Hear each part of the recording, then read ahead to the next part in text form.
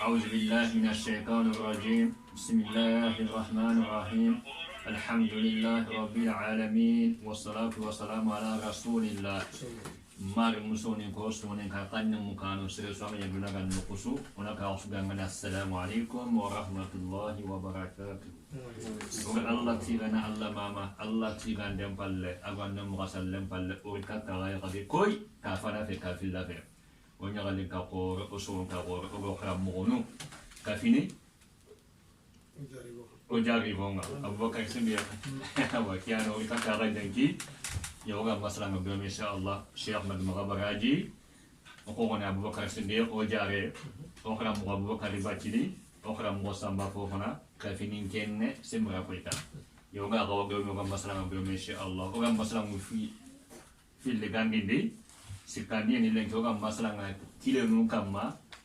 fuabe sabu berangan agak bari. Yari mana ibu mana ada berari ya kan condong menjekana. Anya kan kita kana kami suka pe agasa kana agan talla kana na kuku kaswa. Yo hai masalah aku ya kamu gak filo kan gini. Yo fai sekali kamal lagi una Allah ya Allah kan dugum dasa haba. Kui menu kan gak kulina Allah kan duna fatia. Guna puke finale bukul menu kan akam maere. Allah kan ya bulinya. Kemu guna puke kakimu kabalan ya. Orang Syekh Beraji, orang lagi nanga, kita sekarang ni gambar lagi, anda mereka kayu guncui, anda Bismillah Insyaallah. Alhamdulillah, wassalatu wassalamu ala Rasulillah, ona Allah tigana mama, namun Allah SWT Allah gano gemni sawa. Allahumma amin. Punya alin taporen, ko Syekh Simbaraga kumo obe, oga ile tahu ke tahu dingrai. Orang mo Syekh Abu Bakar Bachili, Syekh Samba, kahini ogida Syekh Abu Bakar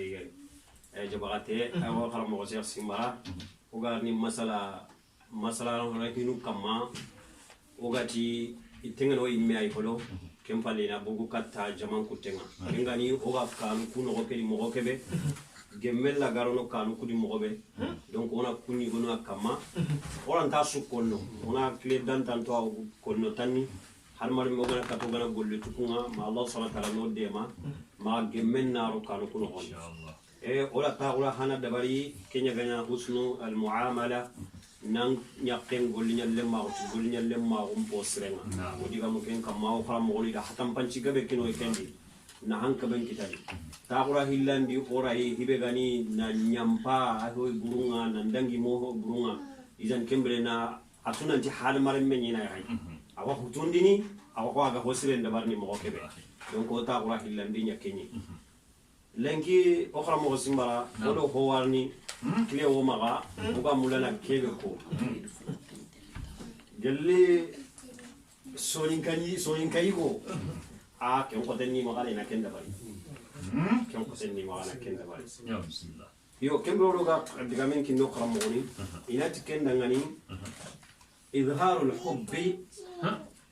ma at-taqdiri والاحترام إظهار الحب قولا وعملا مع التقدير والاحترام بسم الله. أولا مني أن يقيك أنك أبومك ناقا ميمبانغان na bimana kalibe gange nyime sondo meke katte na kembangан dada tidigan kanu tinyangol na dero na khadra nyime gatu kahini ken c'est-à-dire que anya kekena tu nanti vraiment animo kella wanyana ti digamu angi kono ikonada kella wanyana ti nyangolo angi dabar nada kahini deron tawu be ga ken no gonji serabe ga katanga na sigitike nanya kekena alimoyem koyai anganya na ti nyangal ti lesui kengal linga yonkin dangal mo be ko hon tali mina kemba wala misali de pinot umuna Aisha radiyallahu anha alini farenda beswa ken nan talini farenda ko tay go gari farenda ni farenga ta on nan kollinga nan ko tasu atiko umuna Aisha ati Aisha ha donc na koy ada hagala déjà hari nyangollundi atu inteni nanti farenga umuna Aisha wa mulla digan kan mun qari qari hagal nan yilla ko iga tirni nan jigum bangi ma kenga girno ko gal dinga nan ko to kenga ati abuha ahaba amata abubakar de awa abubakar to konto manda abubakar to konto ya gare ke to kon ko habe ga wala handa kudo nankati yille yi gare ke sondo mental lankitana c'est-à-dire ka yille na kabu abubakar ayya abuha ahaba ko haba aisha haba awa abubakar to konto ngatiya ina aisha mulla kimbalina aya haba mulla donc kuni boy ke ko tene soninga yigo na ko yaqina nan tingamulla surtout na akoira kenda dangen yo kata oma wala ko mo kale digame inshallah o haruga jamanu ko benona hay limu benuga har sare o ay na lima kundi men o ko benuga tagal lemma o no igi xanu yen ko ni kapal le mo ngamo digan xanni ani ba ma ho mi ga metele ska ni mulla eska kinga trini nderi ba meno ka hoy gwani na hoy gwa mundi kapal le makema ba hara gana nya gana nya tinyangolle ana ko laqi ke gadi nyangolle mbane he kinyo no gati izharul hubbi qawlan wa amalan zan kemre o diga men kin sheikh أبو بكر البشري تفضل إن شاء الله. ما شاء الله. بسم الله الرحمن الرحيم. الحمد لله رب العالمين والصلاة والسلام على أشرف المرسلين سيدنا وحبيبنا ونبينا وقدوتنا محمد صلى الله عليه وعلى آله وصحبه أجمعين والتابعين له بإحسان إلى يوم الدين. أما بعد، السلام عليكم ورحمة الله وبركاته. وعليكم السلام ورحمة الله وبركاته. خبينا قرطاو نكارا في من دخل فينا كوي درون تاكو كوي ده ناوتو أجاري نتوما بكر جواتي نلي شيخ من مغمرة شيخ سيمبرا شيخ سامو فوفنا ورها خان دورها كوي درون تاكو خان داندي كوي ده كمرا أورو كوي نارو كاتا سيرسوا ترونغوي soninkan lemmeñan ba walla soninkan kanne mukkanean ba oda sukkuñi ko cheikh simbara ko mo gonde digamu ku ino fina kam o fina ngawnan tare kamma kembere certain khana ya ko anga fonko ngam matara kamma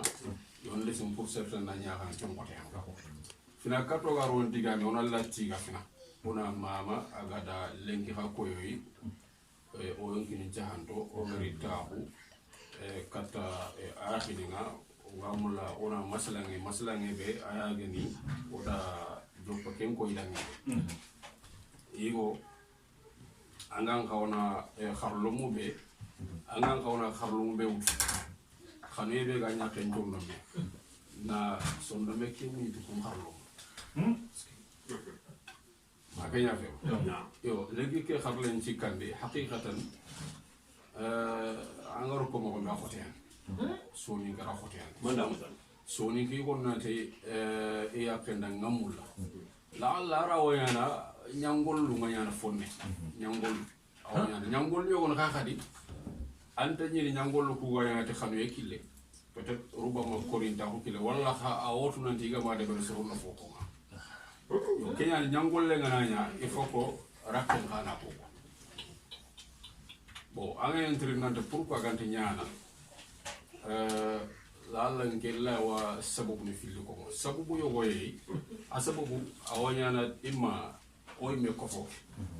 so ni gan ko oy me ko fo ke yona sababu bona ngana xanuye mbangandi kata ñaxe ando ko tal la wala xamma ko tal la ñimme idan woranda ñaxe ngodo mandan kitela anda kitela ina manako ete de yaharun to ngenda tam aya yaharun ko min ke yakum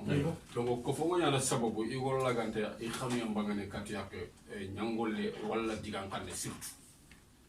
ko fo ke yan sababu filla ne ka awanyana soni ngep maka kinno ko doroy ma o mahawa annanti yaharinde ngamullo doroy ni kanta koy anan ko ni ko kat yaharinde ko donc rananti ngamulla wanke maka ngana kenko ya hareke maka daga koy ga ko yola bawo yeken ka ko yo ha pusu ni diga moi inta ta fa kote kam ina ta ha lampunte ya kam ina ta ha da kam ta ha de ke araga ni ta ko parce que yoku ata ko mane kam ata ko xane ya kam do ine wa ja'ala bainakum mawadda wa rahma xamne nga di yoku be kenyo ko ikondinen arandu ko dinen donc il faut ko yoku na nyaga ta ko ta xade nyakam ta xadu xote aga na xamin ta xade xane nga na nyaga no mati sokranti nyano ha sokrate sur place akalla ko imam ahmad gatu rahimahullah ati aqamati ummu salih ma'i 30 sana ati ummu salih ala tanjike sinanya dara aga daga di bata ngana yo hunno ata har ko ta bani da me walidi gambale Allah har ko ta bani ati fama ikhtalaftu ana wa hiya fi kalimatin ati kalima amat fi kalimat ati digamba har ko ta bani da more woson gonga sene har la ilaha illallah morun dana hongo manene kay atam kan ni nyakam asi khane gana ya gan taxano tanjike sine yi may timena anda timena kuto khane fas khane na karo fil angato o kusono go khane ngem pa mo ngel nga nyaxare mo afa amba mo ngel kenya ngel nga nyaxare morun ta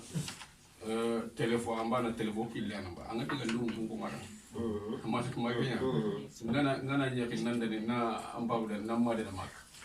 na ka ko manda anga fi woron ko nallo de France anga foga be ko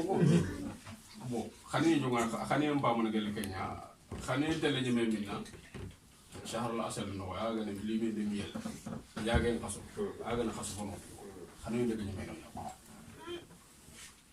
yokun ken ka abba zinken khaniya gana abba zinga na khaniya nya khaniya ken khawna continue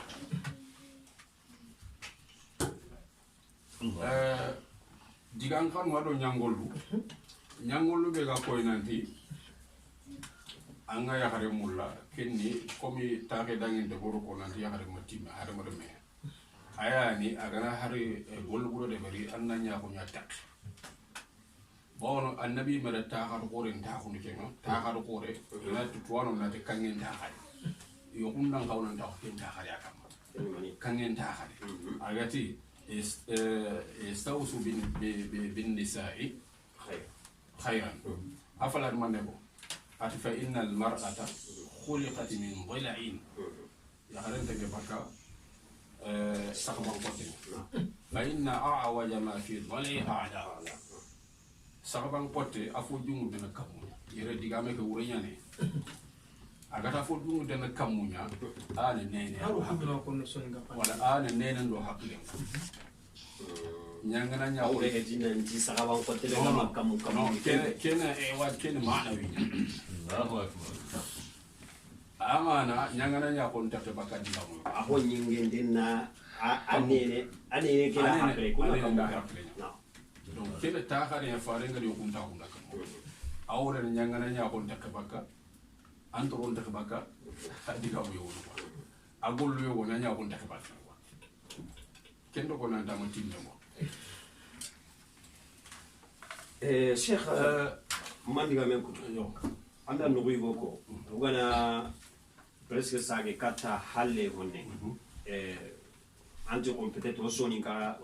la laigo wanyana comme osoni ka onde ka mo koyko mais angana jaga ndenya peut-être wala watini ganni yagare ni ko karanu nyangala an pa bana yagare mundanda man taharatu anke ndaya kala ketime ay gono ngani ndagara kengal lima yagare lo ko tayme ay gono ngani me haranga na yagare ketu anke ndo yagare kenta gemme kille medi tellement ya mungu gani no ngani kenga latinga donc ke nyagale be hayke kundu gala mundanda ngani angara kenya nyangal hala kama kenta ku dambe nya kama kenta ku hora wi gwa kama anga kemmarna ti ken hora wi ampa wagala kina hala gana yanga ndamu lalla take ndo makembe ke yo akinya nkasasa kenni yo ganni khallu nkasasa al mata ndadi de al-lugha lenki ampa baga yagare mundinanda ngani aga manni meter nanga anga holo manda lenki kota bon ken dunia hibenu hawanu ga mundini danga nanya sina ho gabe lenki anki nyimme antini mpa wanga ke yagare kulane kala mundina gelanga nga ba ko am papa imela directement anna bugu tikille go sey go kena daga kam fa wala ngayna ko ina anga ke yagare mu anke anda hoy go ko renga anda digan kanne go ko namulla kala mundire ila kem mundan ke ndanga kello yem balle keta kanne diga men ta kam kan ke la khen c'est que na ka ko mi anta ko an ko anda fi bana ko nan to ko ganni ampa ba an ya hare ngurunda an gani ma ya hare gandu fi yo bo harafo rom da mo wala anda foto ko wala nge gelet maro ko tan da ya hare ko ma kenya anna ya hare ke ni mo ko khati ana ta ke manjo ko kha anna mara bawo kin a wakati sersira ku nyenye ya wunye sersira yerura ku nye ke na ka se khisa yo wanda nge abu usman an-naisaburi rahimahullah ati iganye tubuna ko isara onda fere nya ga ya khinu mo be ga ya khare su ko ina barako ati ko ta go ya khare wori kenda muri mo nanti ni ya ta Allah ati mudu ata fal ya khare ke adagi favori ya khare ke ma favor fa be ken fuqara miskina fon do ma ro fa belli na de vraiment ina mo le keni yaki ke tuwana ni ya ta Allah afalla ti dir ili ha so go fe dir ati ke ya khare ke fi ili ya khare ke ni kam ili ya khare ke ni jukunu de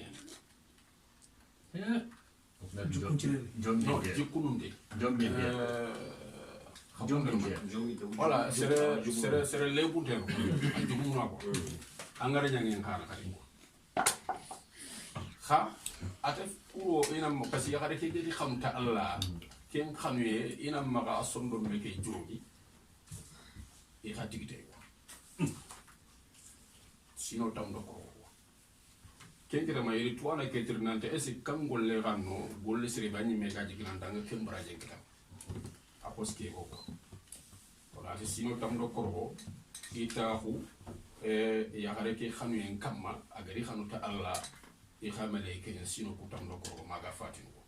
ati danke golle ko mi jike nga braje kitam itahu khane ke kamma ko solle go bunne wala wati ite go bunne angana imbelle imbeke kana harakara o dallana mi khora ke ganta kallo doro mo isno khofe mi tin fumbe khofe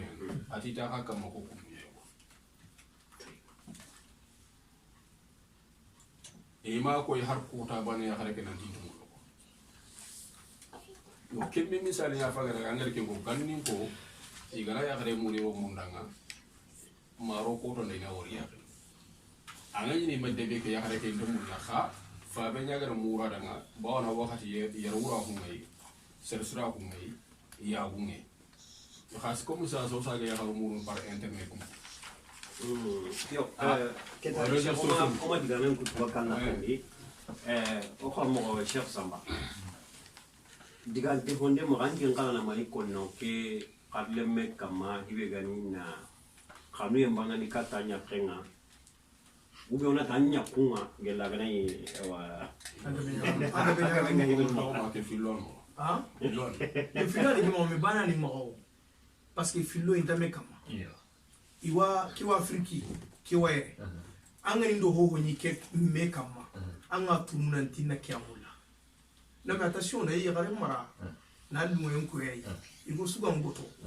igo linne et puis à rien nan kenyada na koto dun harama wallahi mais ana est-ce que ani mena hayta tagalle ma gundo anto allemo anda kan go ni be haklenti mantengani aga ngoto alla ga haklen kine tari yaqinga munte c'est pas possible non parce que nema sunta kamanda nyaqinga munte an kam nyoni kamali andon te kandi anya kinga suimana suyewanwa kinga buganya kendi in kambunga katanga ando tampie sugoro kake anda andro ke maganda da noko kewo be ko ken kala fundo kewo be ko ken kala abi akanga kage mesata kare kama kin mesete kendi man ai parce que amo suin kalgami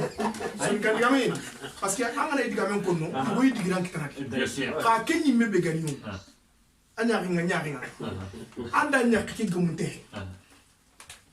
ay gane jorna kinam bane anda ige kenta ko trona kin mi bunu pa na ken anda so wi me kama kompo bane ndi bari bane kama anke ta kenye me ko tatu yara humma o anke nyan tampini ba mo ku binu ga sella ngan tampini abar be war ni xamanya kan bi bo angaba al khalib o ga ko tabe ko lenki angana yagare problème do bon problème cigindi kamancara ay to ko ngaya garan ci portene de anna tanka bendo karagon tunini igum nyappa oui parce que dans les numéros dans vraiment diga men ko jari woni ninga igana o kana ko mo wati non hanki tan ya roni min kenta nyaage be su yinju ko kenta alhamdulillah voilà mais tunguni ngana ko ina tanda kalenge mutengana no ko dugutingara ko mo ko sonte musola ginen chiatri wora ke ti jukku imete ya bo gildanga ya haram mutu ko tabe anga tu pelen ta kana ko duwa ndrum ko anga tu nan ta kana me kanya kan taba donc kanu nyana no kanu tan no ya garin na ran ko penki anke jugo ga mulla anga kanu en timbara gijimende ndewi anga kanu le na gijimende yo ma diga me kutu diga mbani wa mumma hari bu khora sante ngena na ni sir suno kuma ngara ni anga nyaken kliti togoni anyake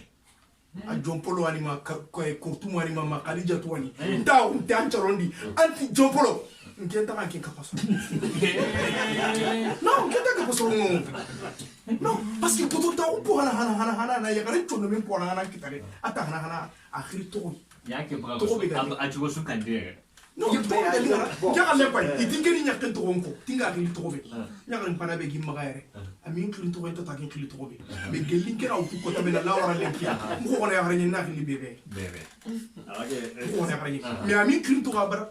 le mun ba min kri awara ko ko ninda konta me gili to diga meta li daga bana di bon ga to ko na kita anta kuti kebe gimma ga afriki atin ay mega kunga ro kullo dernier minute du koy kuni mena ni to ko kinna ara to be kinna na gili kenni wala ka ken to woni pièce ni dan ka kenni ali ko tinna tira la gare jangan la gare ke ko tan le mun na ma kinna di ba tita janga tan tiri la gare tes ka da diga me ki hawo mo ti ba ban ti anke ti kam ti la gare soit ani mari mu po la gare ay ta ti ken ko ana ki la gare ngalo papa ti ke me la gare alla ga ni ki se o si ki o ki ani ngalo ti le ki mo lu ha mo bismillah alhamdulillah okida idan tin diare ni te ko yo masha Allah abokar bace jabate ha kacin no goy farin be oga serana oga tini o aya gare do farin ni meni umuna aisha kulli mo goy wori o mbo dumbine ni ki to ngro ta ga be lo ga ta ko ki to Allahu akbar aya ni kenyi anya ni kenyi yo bangen ko dan galle la be ya to kenya alhamdulillah ke kale magani فارينا قل يا عايشة أنت تاكلكم يا عايشة مرخم كان قلنا كن كل خمين ولا دونكو شيخ سامبا أنقرنا مني كنا كدينجري إيوا سرلا جي قانون يمانغاني ميا قلنا جماني تيجان قاني نيانغولي كهني دروين داون عانو قولي بس كفر بوكا كنو كنا تزرو كهني دروين عانو قولي شيخ أبو كريم باتشلي دلامين بوكا كمال نوي قولي ati nan kamiyon bangen mo go yagarunda ngan kenna go anki ngalan du maka yanka mo go da ananya sababu ma daga nya sababu na gari ke ka kampung to an kama no ona da barniya an duron ta go nyin nuko me ko hala an ka duron ta go an dingiranga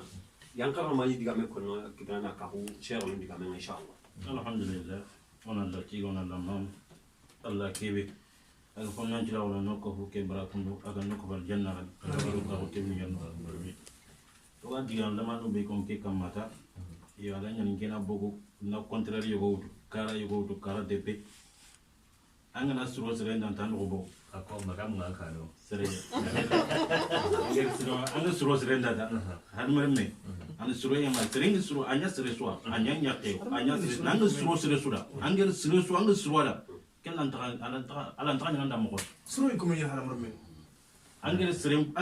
ken halim rem ran len jarage alle me ki angere tara angana raga moran yota ay ko ande sonno men ko ande sonno men suru kanu yake tati go ani suru ki akani bon o ga karabe ken ngana bogo yorno mbagar no o la danya sunin kala la danya sunin ki ngana ni khari yakki mulla ngana khat kallada atala ko sret nada me yakke ke fele non atele taw sura ke khari ngana kenya pa ke sret ke be bolo ke lan tra yakale nauto akote ke yakare parce que pourquoi yakale ki ma kabade yakale ki ma persona yakale nauto de yakale ke lungo inda tellement ay me butte ko wakanna igana ki ko ke est ce que ki permis ima garanta ken qanu e bangan ya arake me ala no ya arake to e pour la e ba yugo gebe akizo nati ya kunya di ampesi ma ya gare na utana ni kempe tellement que ya gare be ga ma ko no tellement que sonu me ke bo mo kebe ayu ke mi ta ko ga ta ko te ga simbe ah esi ni ke na po kebe ke ndo ke ga mo kebe njiti aso ke antibon fofana Cheikh Samba e man diga me kudu ke be yana ya kudu sa so ga diga mun ko hana be kamma ya garun na yigun chondo mun gida anga ni ya kenya gare be hayge kundara ho ada bali agada ikina sondo men kalle men kita ga ndara nyana mo kenya fa ngi suroy angi suro na tanya yugo anya garu anda kaniki anda ko bo alan ta kit no ko e no ko be nga mon nako xano kenno société no ko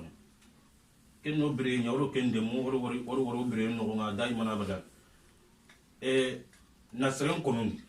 dai mo kun ya gare laga kom na konon du am patan na sa konon du anna kal misale laga ta anda nya tengana kille khaga tere xam ko mu kun ya gare oh kara adnara wala ke kane ke ay pal ke desa de wa kha tu metri njata na khala atro kha tu metri me o be khanda tere no ke taw gauche nga ke taw droite khanda yang ko no be raga yang kan no ko na yang kan no ko ban haranga ni tero tona tona sonu ko wala anda ay bon anu ko bere ko no premium mais ko bere kundu fola ko yoni kha khonu e cheikh la tenke tiya o ga metu no mo ko be khay men khadi gam kun kam masri metu wal maw ati ganyo pam ne ni ya garu murno da o mane ya garu murno da kembre amma gana ya garu murno wala pa gana ya wala ram seretna gana muranda an gana ya garu kina yekini ko tabe ama idiga mullo na tron aga diga mu kuberro to akendo alla banani ken yigo kebe xale gana ga telle wa ben kay diga mullo na tro magal sere saka kam ma kan ni diga mullo ken katro bon yigo kebe ga yekini sa ren ka be ga diga mullo na tro donc ku folla ko ante ko kan ko hudu folla ko go tere kundu ke tanki xanni to lemnan xanni ñaw kente tuwan kente o pa me maran kunda kemme marandi apa ko ga meji kunne bon Allah mi ngenya sebrana nangeja Allah man ngenya sebrana ningeja donc on a pété engrais pété ngura gobo kundu parce que conseiller nyan ko bene ndi kompentu enquête kompentu anti bremo ko ngetu bremo ko om dal om de moron mekam anki meg deme anki nyaare meninge anki nya dintar anki an anyana conseiller nan no ko la kundanga anna kompen ko ndanga anna yigol laga ne mo ko ngene mo ko anda kon kenyam perdi mi ke an kama sasa o ko to no asan ko ya garun tagatu yigi yigol laga mo ko be yigun kan tagatu ya garun laga mo ko be o haydu ko nyana kenya le problème c'est là le problème ke be gando o ga diga mo ko be ko ga parce que o diga même pas ga no ke be xamné ni ñangol yo ko ñaw ya amato kanu ke ke na sondo men nge diga men ga kebe me kamal nan kanu ke banganda jewa ken jabini ara mo ba diga mari ko wanda na kanu ke banganda rek kanu ke banganda ala kam kanu ke banganda rek karo fil na ko fil la anene ay bangana dang ñangol le ay bangana dang na c'est xane nda diga me ke job donc c'est ba xane ke ken to ko bri no ken no so ni ga aha mo de adegan til xane akaban de ni ba nan tanya kan nan ngamulla Allah ba te no o ma ko ga ku be no ngale jetem an urondo ki jetem makay voilà mais bon ken no ko be no ko de do ñangol le ñam o ko de do ñangol le ñam bon kenya ba ki xaro bire no nga parce que xam nga ngudu tay man fa diga man ko kala al ki diga man to ka kilu angan kam yumba nga nanya kendanga kiendo wuro ngamulla walla ngol su ne nga fotna su de nanda amma kisam mari amma kisam gi nanya xarum de yo kenda afrique ay xali yare me ngamula na kebe kon sasa man diga me kutu khod qui c'est très important pour son karalenki parce que vraiment wa ganu warna ga do ko tayna akadara kebe wara en place pour Allah ou besu to ay golla parce que nyagamuradi kebe ga roradi o ga dina kitana so nga hami kitana ramo man diga me kutu ona do diga be ti na ko yanya kenga mulati nyangol lendo se fa ni kiya makoni ba ona woro poy o kubru gaere nke mema abazi no ko ayo kenga kubru ga afriki wonon to ma ko ma bezo na kenko bi loke yere galle c'est très facile ngemi vi mo ontu no ko diga brene mo gombe la honne ko no kendi parce que Allah wi chere na ko tini gollu be no ga kandi ando soni kay go nyanyi anda gil bolran andi dro ken jongi ani telefon ta na taw ma alere ngana kinya su ba andi dro ken ka bolran yalo fu makenga kenje anna soni kay go nyanyi anari kandi aro dina be ga ro kandi anna lakuna na ho nanti sadrida sanganya kai kellanta jinartil kellata khayritil kandi andinan kandiya andu kame problème gana gri halle ya gare donc gebe ma to ngol ki nyakken ke nim problème nyama nani nge mero do se jote suka gri debi no nda gri histoire go konna kala ngeli premier passé de bekeli alhamdulillah nda farsi gara tara 4850 nda kita aka su tumundi ndega ski perfecti fa la kenga na kilimion talla gendarme li ila 6 points bugima aka su to premier probatoire no gon 6 points na ma premier ngoro ma bon ndo ya ganji likati nyakenga ndara nganti bebe iti gola li keta kema gamuda ati man ni kenanti premier ila 6 points bugima nda buganda ko ati nga bado ko na de angara tampe be yana na ke premier kitare atanta bonno ko nda hayi anchuya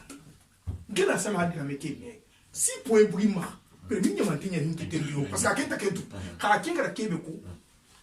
tingara tampe be yana amuri nyimme halale ke kulle atanta bonno tinni kilota bon kilota wallahi ran ken digan tan kilota nda ndi challe challe après buto hili ndega diga meke masali patron ti tigra amandi kebe nga tinda linna kinya ndega kini patron alhaji Allah bin chere na qutun ira warin boîte lettre no gondi lettre nya lim boîte no gondi mabu ho sera nanti affaire classée wallahi billahi agayre ya rabbi ka kimbe hakla tare kinanga anna mani trakitana nako anga na kandi mo ma ga diga mo ngamula na here kinya vite fait anga na kandi anda ya garani kandi de mu nyono mo alhamdulillah o skuru anga tampio tap anga kipen hoy wa kipen hoy mati hota alla ganta ko la yanqi alla no orange de ke me ganta linganda diga lumu ku anta ko teke photo e tele ke wure alla ke alfa chawndi ka kenta ko to telefon amma bo telefon mutun den ta ko to agane hildo ga yima ko ku mo ke bon ni na uti ni meta anda utando khinde nyana me anki ngara selu sukri atimani anena afrika antal moyritin kandi ko mi ge balen tan diga mulla ka diga me ke gille ni o gana ni o ga mulla na conseil kini me angana ranya kenga kandi kana me de makango ni akana me de malemu diga ligne ke to mura na ranya kenga aga buto akhir ke to kayta angara nya ken kri bebe ge la usul men garan ko pendi saraga no ko hanan charma angara kame golle nya angara ke to goy kin golle nya ken bater tinketi shahare 30 yo Allah ni utuni kino pare honu nyen ara no yo su ko man na haram bismillah digamen gilo wala ta wakka digamen la badan cheikh simarogo ma akinanga ankana anna ho kai aywa seren nan kawaka kam mo nyana nan kanu be gam ma katanya kingana banganda da tinyangolle ti digangan Allahu akbar Allah kan nogim la sa ko Allah ka gilo no jogo le minya ka ko ne kal ho ni mo no filani bana kinda samu namo na me to ni tungo apa kabulu da kencha ma sheri gelli ka kana minna sina gelli jonga go har kene kin ko kusa ta mo namo ma sheri aka woni jogo go jabaga kan kira gelli aisha tuwa yo da ki ko ni da ki ka woni ko aisha yo aka ko kini jogo ba suna ku kenye makamu hinu hillali de be kire minya kana nyamma kasu ma me do ko kana yene ko kanu hay men ne ipi flor yo ko no sella ajo ko ka kamba wallahi ikin jinge ko su ganda da kin ba shi ka hawo de be kire me anta kai wo ko ma kan afi kire me yana ma man na ba ko itu ko kan hari greke ko bona ko greke na lina kenki ne ma se ga hawo greke na wallahi dina linya kenga ma ka sabe afrique na na fleur ki kenga anda ka sumondi e kuna greke nya ko makamu ka yeye menke ana greke halla ka bi gulle ne ke je ko avec ka fleur alla mai ginginge mai me ko ban halla nya ka anda ka go ah afila ndaga agana ka go ga ani mo kon kan daga biyo na ga masala ngem mo wakno mo magam ngati apo ke kakan kalo ga kita jamela la ko bakinga linda ko ni kalo ke sa kuna bi hindiage o ga masala ko wallah ngasaka aka kuna mo ko ko journalist ana yo ko ki ma ka daga kan din kan on ke ka kai ga mo ga su ga yo ya siya ke inshallah yo ga na ga su se ga dai ma seri jatam merci ewa kiani tunaswa haike mu kuleki anke ndeke ko kamera nga tunasudamu ya ga kama ko ay ngira lenga to ako ado soni kayu taria wako soni kayu wa ka ko taria wako ba suna ko ga masamba ko fana aga dai ngira lenga to ilo ka tasiro sumaka aka kumbenu hayra aka liberté na kemme ko wallahi hillo tam ma kan na manena ko har hillo ko kumbenu ma wallahi na ko no ay meseri aka na ko no ni parce que ni so amula la ni so angar jage aka wo bakka diga mendi ka korno do goto ko yo gono korno ke korno di me yere ata aleke karaw yerew so ni ka renga ma anki matina greki nya halle ba ay anga nya so ni kan lemme nya ki na gana di golera ma manga jinkine na igande ke banga iga duro goto anan ki dun to ke diga na tariya de madam anan ge gande ke leki ma anti yere maidia o diga ngi kamata ko hanage donc kuni nenu kuni facilement nya buangu ko ne ho ay fa diga lingeta ko mi ngi amen gilo diga mem gilo anda fa anda de ko inshallah da ga ke man ni man yo katanga kër ay wano mula nkore kata fi bana ta komi na angan katna kebele bar kuro na ya haren kanu kita yonde simo kenge kamana ne ken qaidan ta ko presque la ta harlo mo ku juba ke genno wa ashiruhunna bil ma'ruf aywa nyame kiana ta har khor juro kati aw ngene man anna ya hare qali bi sallam ma ko ni golal ma ko timmo ko be activité timo ko be atuinde bi mana xembrandang en mahanyay konton taw xam mahanya mo ko be aga xamé biti ti digan xamu digan ci masala lim ma angoto or ko taare fana ga non haran na gare ko ñaké nan ti mo sere xam nam bango ahram de yo adagante karam mo hono en kurandere ay toro ke ba ko nan ti anna ke ngare adagante bawona ke fini garo be yigata ko ay ke fi garo be garo aywa ma sha Allah wala hunna bismillahi alayhinna bil ma'ruf abdullah kuna basati ata wurani ike iga muri yakenna chancira mo be hay chancira da ku gare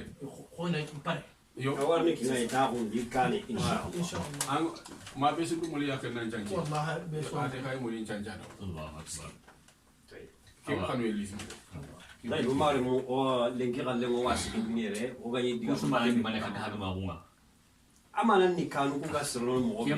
gemengar ni kanu ku di mo be donc oda ko diga mun jungalo ni me hana ngana to hay diga mun ku be nu kam o ko mi uto imenga ku no to ado diga mi kama dalla udune sine dalla e sha abokar jabate green ko ko no sasa aper ni ke histoire no e umuna khadija ma kenya farenga malika nga yang ka kam ma green na ga ya kanun jama amata ahaklen ta kundia kundi me ham ona tutani Allah subhanahu wa ta'ala nugu ko Qur'an wala gati hunna libasun lakum antum libasun lahun donc ke aswa ke menon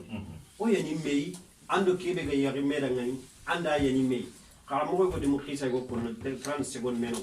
ati ya gare go di kina ware mei iga ware mei ida nyugo habe kine kuyu usiki donc kwa do ya gare kenan kine kiti dingira anda hama kina haba agira nyugo ikinge kiti dingranga iga kinge kiti dingranga habenga da kuna ku keke mpeti igwa itana kuna igo ke bonondi gira nyugo ngara kuna igo ke bonondi ya garenga da kuna gira na igo ke bonondi kinen manin to akema abane